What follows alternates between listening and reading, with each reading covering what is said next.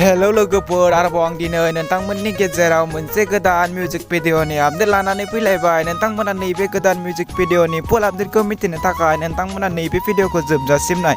लोगोफोर नोंथांमोना नैबे आंनि चेनेलाव गोदानै फैदों अब्ला आंनि चेनेलखौ साबस्क्राइब खालामनानै गालां आरो भिडिअफोरखौ लाइक शेयार खालामनानै होदो। फैदो लोगोफोर दिनैनि बे गोदान भिडिअनि मिउजिक आपडेटनि सायाव।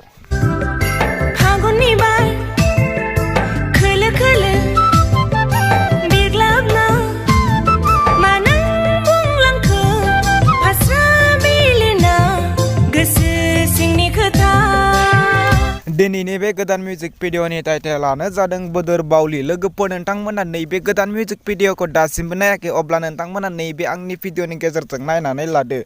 बे भिडिअनि मेथाइखौ रोजाबदों सोरांस्रि बसुमतारी। लोगोफोर नैबे भिडिअआ जोबोरैनो मोजां जादों। लोगोफोर बे भिडिअनि कास्टआनो जादों मनालिसा बर'। बे भिडिअनि सिनेमेट'ग्राफि आरो डाइरेक्शनानो जादों बयेee बसुमतारी। लोगोफोर नोंथांमोना नैबे भिडिअखौ नायनो थाखाय बिथांमोननि इउटुब चेनेलाव थांनो नांगोन।